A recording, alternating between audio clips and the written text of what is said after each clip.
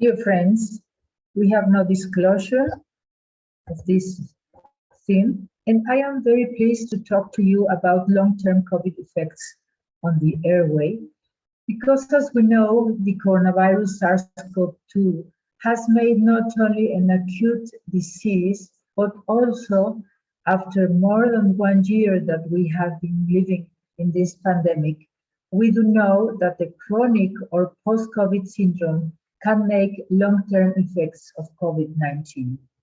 The clinical and signs and symptoms have to be taken in account after viral clearance.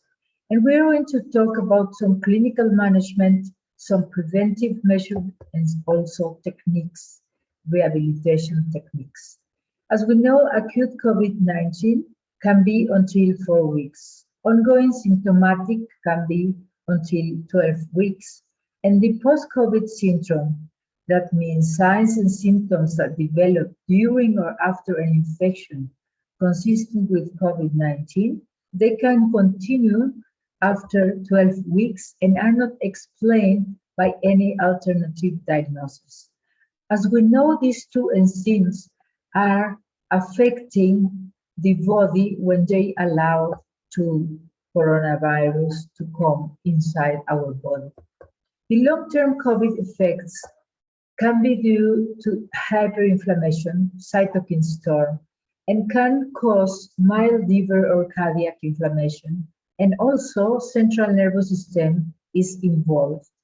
And our lungs can have microthrombi, and also we can have a big thrombosis with microangiopathy, with evidence of severe endothelial injury. In some meta-analysis, we found fatigue in 58 of the cases, headache in 44, attention disorder in 27, hair loss in 25, and dyspnea in 24. But also we do know that dyspnea can be also accompanied by cough, by chest pain, and also another symptoms and signs that we have to think about COVID-19 long-term effects.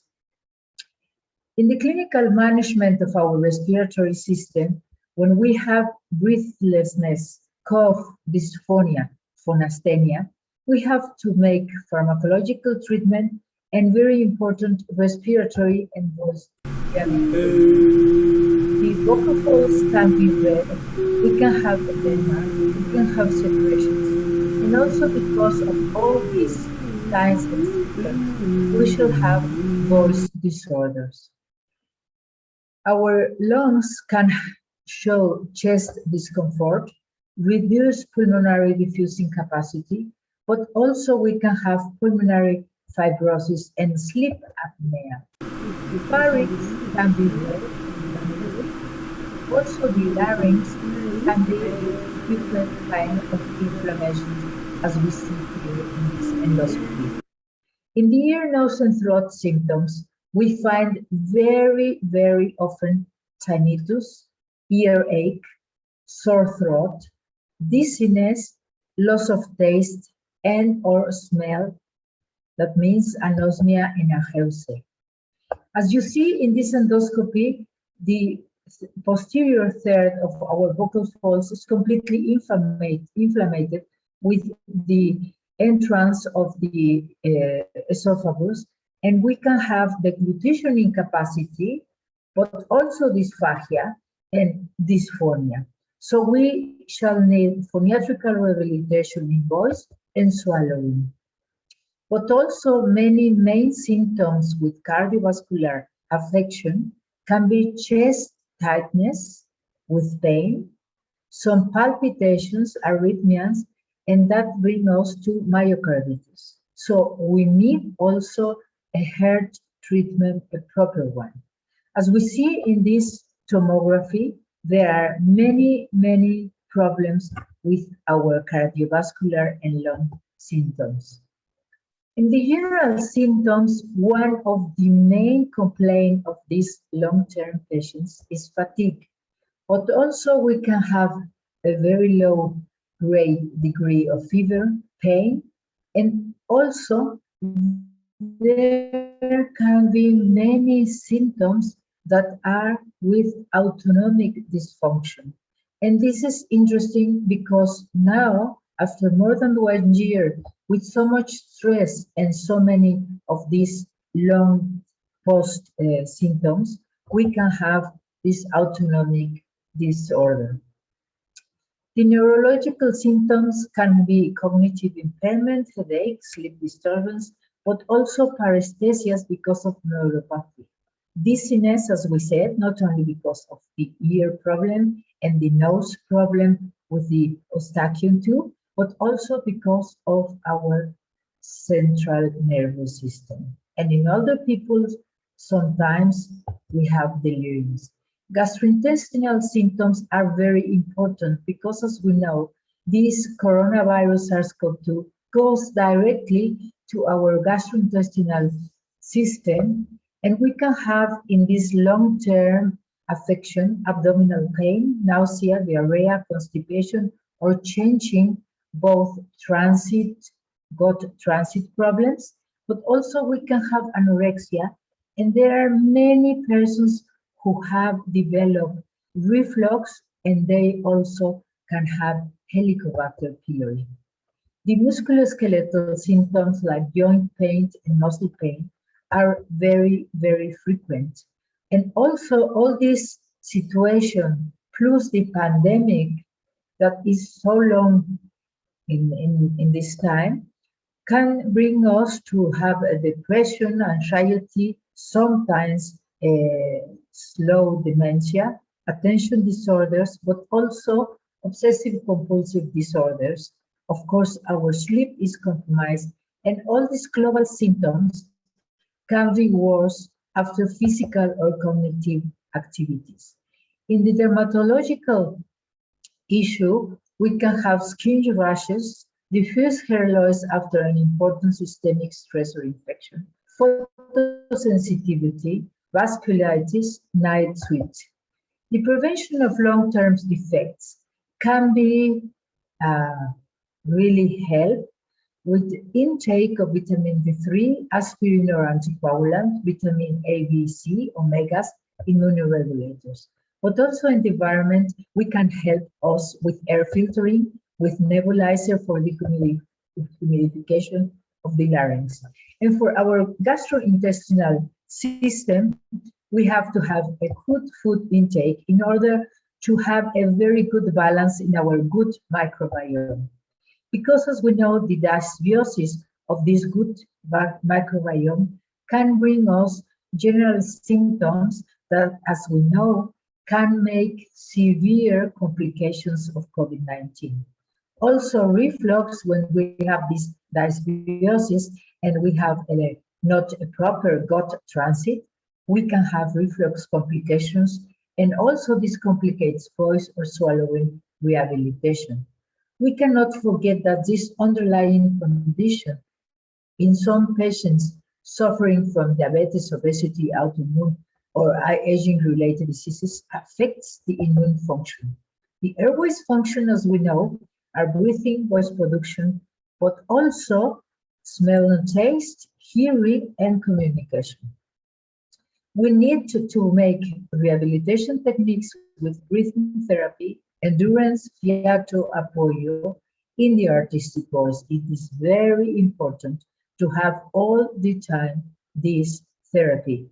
Voice emission, like laryngeal muscles movements, vocal flexibility. And we need to avoid dryness with humidifier or with nebulizer. We have to work breathing phonation. And for example, in this patient, we also need medical treatment because, as you see, we have a very big phlegm and it is not allowed a flexibility in a proper way.